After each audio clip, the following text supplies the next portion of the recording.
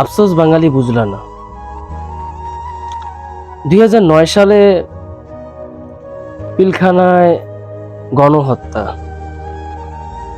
আর 2013 সালে শাপলা চত্বরে গণহত্যা,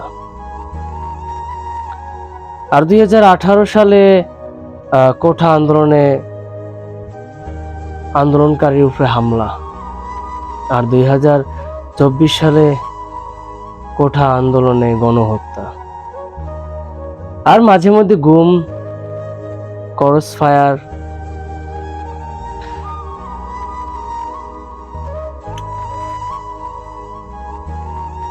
তারপরেও যারা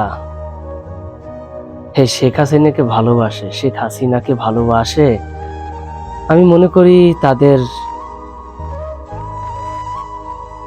অন্তরে অসুখ হয়েছে, তারা অসুস্থ, তাদেরকে চিকিৎসা করা উচিত।